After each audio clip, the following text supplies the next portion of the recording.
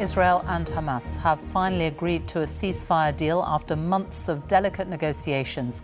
Israel's Prime Minister Benjamin Netanyahu has tonight thanked President Biden and Donald Trump for helping secure the deal. With just days to go before he leaves office, President Biden tonight gave details of the ceasefire, which begins on Sunday.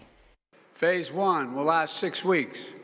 It includes a full and complete ceasefire, withdrawal of Israeli forces from all the populated areas of Gaza, and the release of a number of hostages held by Hamas, including women and elderly and the wounded.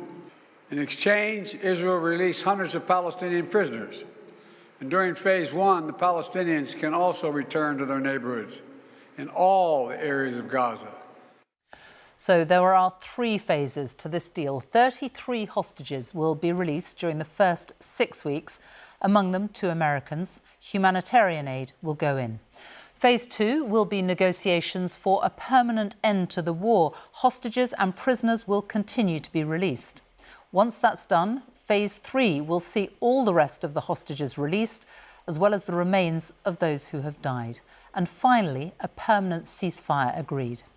Our international editor, Jeremy Bowen, is in Jerusalem. And Jeremy, a huge moment after so many months of war.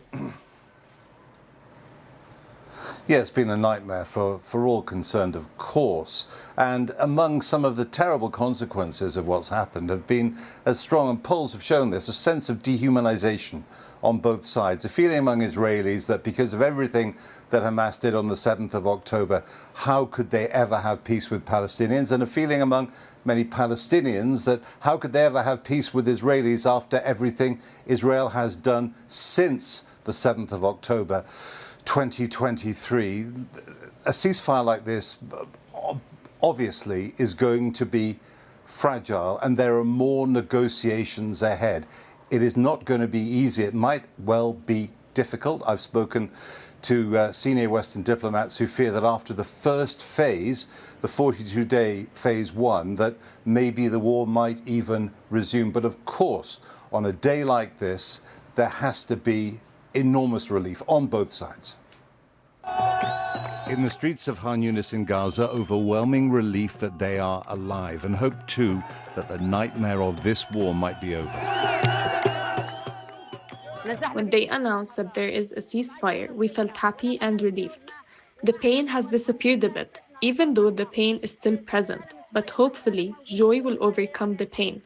Let our prisoners get freed and for the injured to get treated. People are exhausted. Some weapons, some defiance were on show, but Hamas is a shadow of what it was when it attacked Israel on the 7th of October 2023. And apart from survival, there isn't much to celebrate for Palestinians in Gaza.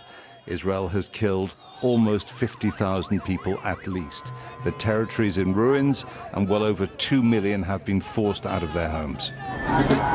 And in Tel Aviv, it is also a bittersweet moment for the families and supporters of Israeli hostages, living and dead. 33 women, older men, and the sick and wounded are due for release in the next 6 weeks, in return for hundreds of Palestinian detainees and prisoners. But the future of the rest of the hostages depends on more negotiations. And we really hope that no one will mess it up, not in our side, not in their side. And really wait for this very, very needed thing to happen, for the war to stop, for the hostages to come home. Israel's president said the ceasefire was right, important, and necessary. There is no greater moral, human, Jewish or Israeli obligation than to bring our sons and daughters back to us, whether to recover at home or to be laid to rest. The war started on the 7th of October 2023 with a devastating series of surprise attacks by Hamas. It was one of the worst intelligence and security failures in Israel's history. A painful inquiry into who missed the signs it was coming, starting with the Prime Minister, lies ahead.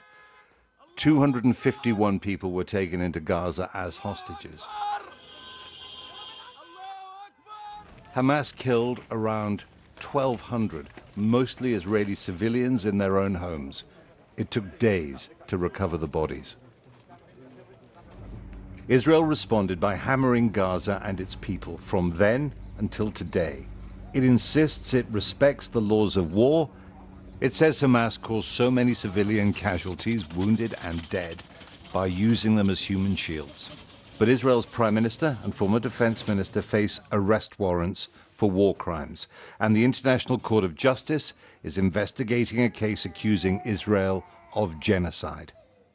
In Washington, President Biden took credit for a diplomatic victory, celebrated America's support for Israel, and said the war had transformed the Middle East for the better. This has been a time of real turmoil in the Middle East. But as I prepare to leave office, our friends are strong, our enemies are weak, and there's genuine opportunities for a new future. In Lebanon, there's an opportunity for a future, free from the grip of Hezbollah. In Syria, a future free from the tyranny of Assad. And for the Palestinian people, a credible pathway to a state of their own. Thank you. Books credit for this, Mr. President, you or Trump? Is that a joke? Oh, thank you. But Donald Trump's pressure on Israel, as well as Hamas, to seal the deal before his return to the White House next week might have made a decisive difference. Joe Biden put the ceasefire plan on the table last May. With Gaza in ruins, the president's point that the Palestinians have a path to their own state is wishful thinking. Israel's government says security depends on military power, not allowing Palestinian independence. After 15 months of war in Gaza, the conflict, which has lasted more than a century, is as bitter and intractable as ever. With luck, the ceasefire will end this war. It does not end the conflict. The consequences of so much destruction and death will be felt for a generation at least. Jeremy Bowen, BBC News, Jerusalem. The ceasefire begins on Sunday, the day before the inauguration of Donald Trump. In fact, he was the first to speak publicly about the deal before it had been confirmed by Qatar's Prime Minister, saying the hostages would be released soon.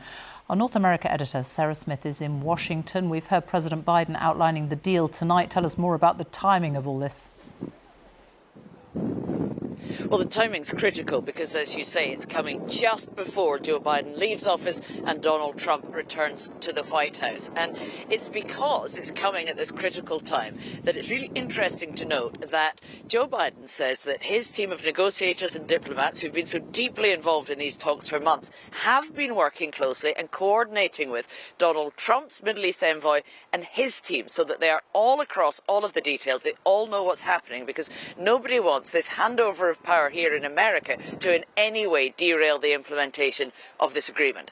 And it's because Donald Trump and his team were being kept so closely informed of what was going on that he was able to post on his social media channel that a deal had been done before, as you say, it had been officially announced. And he wrote that this epic ceasefire agreement would not have been possible if it hadn't been for his election victory in November. Is that true? Well, people close to the negotiations say that his vague threats when he said that all hell would break loose if the hostages were not released before he returned to office, that they did put some pressure on the parties in the region to come to an agreement now, and that therefore it was helpful. But you heard Joe Biden speaking from the White House there. He does not want to give any of the credit to Donald Trump. He was, in that speech, very much trying to cement his own place in this deal, saying it was his framework that he put forward last May, that he has been deeply involved in the talks and the negotiations, the torturous discussions that have been going on for months. And yeah, you heard him there when he was asked if Donald Trump deserves any of the credit. He said, is this a joke? But the fact of the matter is it will be Donald Trump and his team that oversee the implementation of this deal, that move it into phase 2 and into phase 3. And he's got very different priorities in the Middle East than those that Joe Biden did have. Sarah Smith, our North America editor. Thank you. Israel says that 94 hostages are still being held by Hamas, but more than 30 are thought to be dead. Tonight, as the news broke, families hugged each other in Tel Aviv in what's become known as Hostages Square. Our Middle East correspondent Lucy Williamson is there. Lucy. Week after week, we've seen this square packed with protesters demanding the release of the hostages. Tonight, it's empty. A reminder perhaps of the caution many people feel here about this deal after so many disappointments, so many false starts. The clock that's been counting up the minutes, the hours, the days of captivity is still going, more than 466 now. But for many hostages and their families, they can finally glimpse an end to the ordeal, while some others still cannot. After the public anger and the protests, in Tel Aviv tonight, a private, shared relief. Too soon for celebrations. This deal too partial, too long coming to spark an explosion of joy. For 15 months, demonstrators here demanded the hostages' release. The names of Israel's missing, repeated like a mantra, their faces papering Israel's walls. Among them, 5-year-old Ariel and 1-year-old Kafir Bibas and their parents. It's like a roller coaster. I'm not breathing right now. We don't know if they're on the list, if they're gonna come back in the first phase, if they're alive. If not, we actually don't know anything, so it's scary. All living civilian women and children are due to be released over the next 6 weeks, along with elderly men and the sick. For now, soldiers and younger men will remain behind. You know, it's part of them, not all of them. And for us, it's only the beginning. We want them all here, okay? Because it's not end and it's not enough if just some of them will come. 251 hostages were taken to Gaza by Hamas gunmen during the 7th of October attacks. Partygoers at a music festival, families asleep in their homes. And soldiers like Nimrod Cohen, abducted with his tank unit near the Nahal Oz military base. He was 19 years old. Since then, his father Yehuda has been campaigning for his release. He believes that Nimrod, a young male soldier, will be one of the last to be freed. I'm done with emotion. That was the first month, the second month. I don't have time for emotion. I'm full job in fighting. I can be the father of Nimrod once Nimrod is back here. Now I'm fighting to be a father of Nimrod. I haven't talked to him for 15 months, seen him, heard him, okay? Somewhere in the dark, that's the thing. So I'm fighting to get back to be Nimrod's father. Yehuda watched as more than 100 hostages were freed in an earlier 9-day truce. That was over a year ago. Since then, for many hostage families, hope has been frozen. Now, for some, it's starting to thaw. Lucy Williamson, BBC News, Tel Aviv. The United Nations said tonight humanitarian agencies have been mobilising supplies to get aid delivery into Gaza as quickly as possible. And it appealed for aid workers to be allowed safe, unfettered access to people desperately in need. Almost 47,000 people have died in Gaza since the outbreak of the war, according to the health ministry run by Hamas. BBC News has followed the stories of those struggling in a desperate humanitarian crisis. Our special correspondent Fergal Keane reports now on Gaza after more than a year of war. You may find some of the images distressing. They're used to false rumours. Hope has been a lost language in this war. But tonight, perhaps an end to fear, exhaustion, degradation. They have suffered while the talk has gone on and on. Mahmoud al-Dibes and his family have evacuated 9 times. His children scavenge for anything that could be sold to buy food. And they suffer for it. Skin diseases, hepatitis.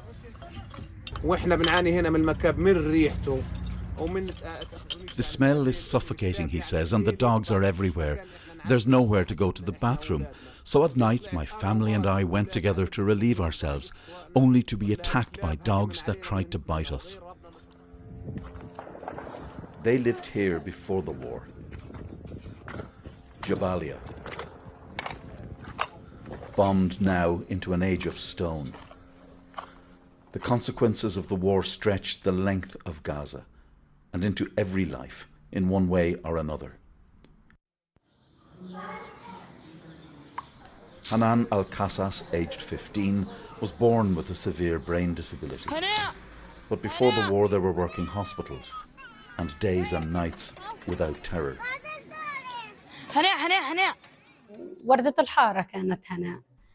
She was the flower of our neighborhood. She used to walk, play, and was just like any other child. 3 months into the war, Hannah became ill with cancer of the eye. Now in constant agony, she can no longer see. With a ceasefire, her mother hopes Israel will allow Hannah's evacuation from Gaza. I feel like I'm losing my mind. I'm so worried about her, and I feel so bad for her. I want to do whatever I can to help her, and I don't want to be helpless. Our journalists have recorded the stories of Gaza on the ground since the war began. Like the two sisters reunited in an emergency ward after their home was hit in an Israeli airstrike. My sister, my beloved, said Juri, aged 5. This is my sister, she tells the nurses. Julia is 18 months old. There was newborn baby Sabrine, rescued from her dead mother's womb after another airstrike. The baby is under medical care, said Dr. Mohammed Salama. She'll stay here 3 or 4 weeks. Sabrine lived only 5 days. Noara al-Najjar and her children, just after the Israeli strike that took her husband, their father Abdel Rahman, one of more than 70 people killed in an operation to rescue 2 hostages. His daughter Malak lost an eye in the attack. Pain, she says. I lost my father.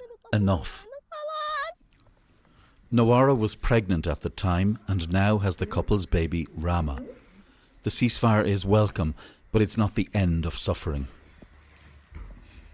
After the ceasefire, I want to give my children the best life.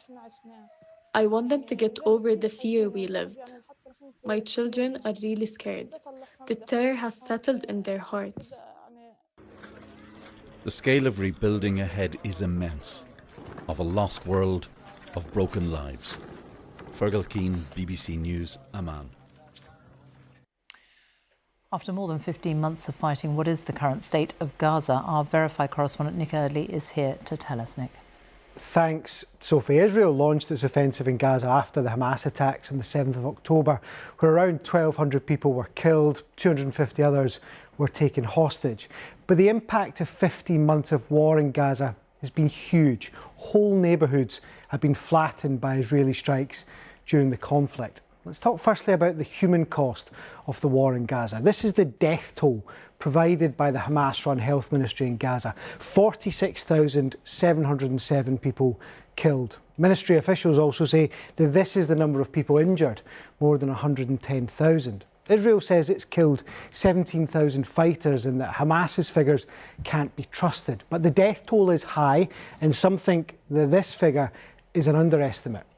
Let me show you a bit more about the damage that's been done in Gaza. This picture is in Jabalia, where you heard Fergal talking about, in the north of the Strip. This is before the war, and this is a verified image of the exact same scene now. You can see almost everything here has been destroyed. This map is an estimate of how damage in Gaza has progressed over time. You can see all these red dots showing damaged or destroyed buildings. The academic experts who've been compiling this said that as of October, just under 60% of all buildings in Gaza had been damaged or destroyed. The war has also had a considerable impact on the movement of people. The UN estimates that 90% of Gazans have been internally displaced. That's 1.9 million people. Huge numbers of Gazans have been subject to Israeli evacuation orders in the last 15 months. Look at these areas in red there. Finally, a few figures highlighting the humanitarian challenge ahead. The UN projects that 91% of people are facing acute food insecurity. Almost 1.9 million people, it says, are in need of emergency shelter, and just 50% of hospitals are still partially functioning. Journalists don't have free access to Gaza, so building a complete picture is difficult, but there are some considerable challenges now that that ceasefire has been agreed.